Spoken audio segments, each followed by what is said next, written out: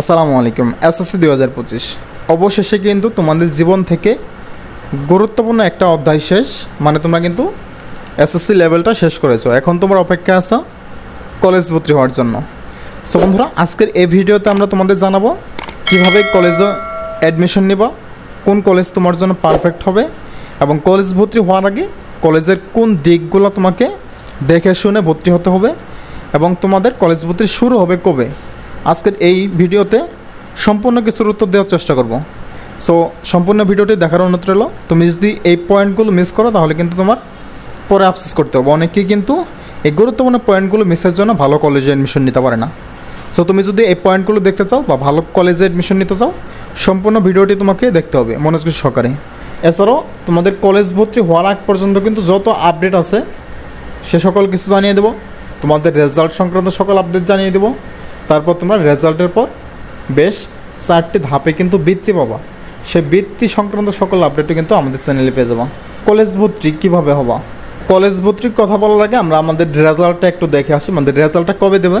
Result না দিলে তো আমরা কলেজে অ্যাডমিশন নিতে পারবো না, আর কলেজে অ্যাডমিশন শুরু হবে না রেজাল্টের আগে। তো রেজাল্ট দেবে শিক্ষা মন্ত্রণালয়ের কথা অনুযায়ী। শিক্ষা বোর্ড থেকে বলা হয়েছে যে পরীক্ষা শেষ হওয়ার 60 দিনের মধ্যে কিন্তু তোমাদের রেজাল্টটা পাবলিশ করা হবে। তাহলে আমরা যদি একটু দেখি, 13 তারিখে কিন্তু আমাদের লাস্ট পরীক্ষা শেষ। তাহলে 13 তারিখ থেকে 13 মে কিন্তু লাস্ট পরীক্ষা শেষ। তাহলে আমরা 13 তারিখ থেকে 2 মার্চ যদি যোগ করি, অর্থাৎ 60 দিন যদি যোগ করি, তাহলে মে, জুন, জুলাই, অর্থাৎ 13 জুলাই কিন্তু 2 মাস হয়। কিন্তু আমাদের রেজাল্টটা কবে দেবে? রেজাল্ট দেবে কিন্তু এই জুলাইয়ের মাঝামাঝি সময়ে কিন্তু তোমাদের রেজাল্টটা প্রকাশ করা হবে। যেহেতু শিক্ষা মন্ত্রণালয় থেকে বলা হয়েছে যে 2 মাসের মধ্যেই কিন্তু তোমাদের রেজাল্টটা পাবলিশ করা হবে। তাহলে আমরা যদি জুলাইয়ের মাঝামাঝি সময় যাই তাহলে কিন্তু তোমাদের 2 মাস পূর্ণ হচ্ছে। তাহলে জুলাইয়ের মাঝামাঝি তোমাদের রেজাল্টটা দেবে। রেজাল্টের পরে কিন্তু তোমাদের কলেজ রেজাল্ট বের হওয়ার 4 থেকে 5 দিনের মধ্যে কিন্তু তোমাদের কলেজ ভর্তির কার্যক্রম শুরু করে দেবে শিক্ষা মন্ত্রণালয় থেকে। সো স্কুলে কীভাবে ভর্তি হয়েছিল সেটা কিন্তু তুমি নিজেও এখনও খেয়াল আছে কিনা জানি না। স্কুলে কিন্তু তোমাকে সে প্রতিষ্ঠানে গিয়ে অ্যাডমিশন নেওয়া লাগছে, তোমাকে কিন্তু সেই প্রতিষ্ঠানে গিয়ে ভর্তি হতে হয়েছে। কিন্তু কলেজ ভর্তি সম্পূর্ণ আলাদা, তোমাকে কলেজে যেতে হবে না, সব কিছু তোমাকে অনলাইনে করতে হবে। অনলাইনে আবেদন করবা, অনলাইনে কলেজ বাছাই করবা, তোমাদের টাকাটা পর্যন্ত তোমাকে অনলাইনেই পাঠাতে হবে কলেজগুলোর কাছে। এক কথায় সেটা কিন্তু তোমরা দিন দিন বড় হচ্ছে এবং দিন দিন কিন্তু উন্নতির দিকে এগিয়ে যাচ্ছ, বা ডিজিটালের দিকে এগিয়ে যাচ্ছ। তোমাদের কলেজ কিন্তু কলেজে গিয়ে ভর্তি হতে হবে না, অবশ্যই তোমাকে চয়েস দিতে হবে অনলাইনে, তোমার টাকাও পরিশোধ করতে হবে অনলাইনে, সব কিছু কিন্তু তুমি অনলাইনে করতে পারবা। তোমাকে এইচএসসিতে ভর্তি হওয়ার জন্য অবশ্যই কলেজ ভর্তির জন্য অনলাইনে আবেদন করতে হবে। আরেকটা বিষয় হচ্ছে যে অনেকেই অনেক ভুল করে থাকে, অনেকেই কিন্তু সম্পূর্ণ তথ্যগুলো না জেনে সে সময় কলেজ ভর্তির জন্য আবেদন করতে যায়, সে সময় কিন্তু অনেক সে ভুল করে থাকে। সে কিন্তু নিজের পছন্দের কলেজে অ্যাডমিশন নিতে পারে না। তো সামান্য একটা ভুলের জন্য কিন্তু সে ভালো কলেজে অ্যাডমিশন নিতে পারে না। কারণ আগে থেকে এগুলো প্রিপারেশন নেওয়া দরকার। তোমাকে আগে থেকে বাছাই যাচাই করতে হবে যে তোমার আশেপাশে কোন কলেজ ভালো, বা তুমি কোন কলেজে অ্যাডমিশন নিতে চাচ্ছ, সেই কলেজের পরিবেশ কেমন, তোমার সেই কলেজের লেখাপড়া হয় কেমন, তারপর হচ্ছে তোমার সেই কলেজ তোমার বাসা থেকে কত দূর, সব কিছু বিবেচনা কিন্তু তোমাকে আগে থেকেই করতে হবে। তুমি যে শুধুমাত্র যে সময় কলেজ ভর্তি শুরু হবে তুমি 2 থেকে 3টা কলেজও চয়েস দিলা, একটাতে চান্স হলো সেটাতে অ্যাডমিশন নিলে, এরকম না। অবশ্যই তোমাকে ভালো কলেজে ভর্তি হওয়ার জন্য তোমাকে আগে থেকে যাচাই বাছাই করতে হবে যে কোন কলেজ, তোমার বিগত বছরের রেজাল্টগুলো দেখবা, সেই কলেজ তুমি যে কলেজে অ্যাডমিশন নিতে চাচ্ছ, তারপর তোমার ক্লাসের পরিস্থিতি কেমন, তোমার ক্লাস হয় কি না ঠিক মতো, সেগুলো তোমাকে আগে থেকে বিবেচনা করতে হবে। সব কিছু কিন্তু তোমাদের এগুলো বিবেচনা করতে হবে। এগুলো বিবেচনা না করে কিন্তু তুমি অ্যাডমিশন নিতে যাও না, তাহলে কিন্তু পরবর্তীতে তোমার আফসোস করতে হইব। অবশ্যই তুমি যদি ভালোভাবে লেখাপড়া করতে চাও তাহলে তোমার জন্য ভালো কলেজ দরকার। এমন কলেজে ভর্তি হয় না যেখানে লেখাপড়া হয় না, তারপর তোমার বাসা থেকে অনেক দূরে তুমি রেগুলার যেতে পারতেছো না। অবশ্যই যদি ভালোভাবে লেখাপড়া করতে চাও বা ভালো কলেজে অ্যাডমিশন নিতে চাও, তাহলে তোমাকে এখন থেকে ডিসিশন নিতে হবে যে আমি কোন কলেজে অ্যাডমিশন নেব। সেই কলেজ সম্পর্কে তোমাকে সকল ডিটেলস বের করতে হবে, সেই কলেজ কেমন, ভালো কিনা সেটা অবশ্যই তোমাকে যাচাই করতে হবে।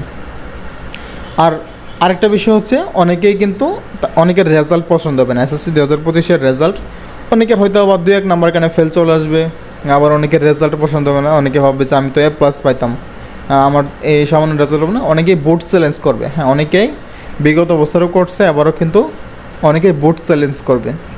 তো বোর্ড চ্যালেঞ্জ যারা করবে তাদের রেজাল্ট কিন্তু কয়েকটা দিন পরে আসবে। বোর্ড চ্যালেঞ্জ করার পরে তাদের জন্য কিন্তু এই যে কলেজ ভর্তি সংক্রান্ত অনলাইন আবেদন করে 2 থেকে 3 দিন সময় পাবে তোমরা কিন্তু সেই রেজাল্টের পরেও অনলাইন আবেদনটি করতে পারবা। সো কীভাবে বোর্ড চ্যালেঞ্জ করবা রেজাল্ট খারাপ হলে সেই নিয়ে আমরা ভিডিও কিছুদিন পরেই দিই, যেহেতু এটা রেজাল্টের পরে, এখন এটার কোনো কার্যকরী আসবে না। রেজাল্টের পরে যেহেতু বোর্ড চ্যালেঞ্জ করতে হবে, অবশ্যই আমরা রেজাল্টের আগেই দেওয়ার চেষ্টা করবো। তোমরা কীভাবে বোর্ড চ্যালেঞ্জ করতে সেখান থেকে দেখে নিতে পারবা।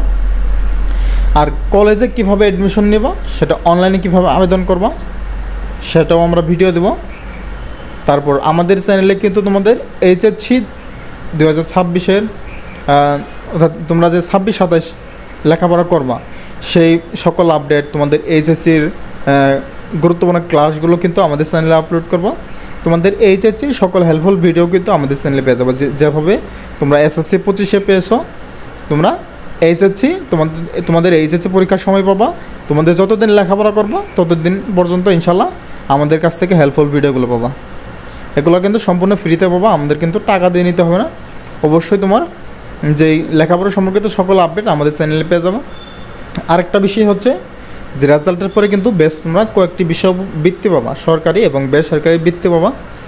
সেই বৃত্তিগুলোতে কিন্তু তোমরা অনেকেই, যাদের রেজাল্ট ভালো হবে তারা কিন্তু অনেকেই আবেদন করতে পারবা।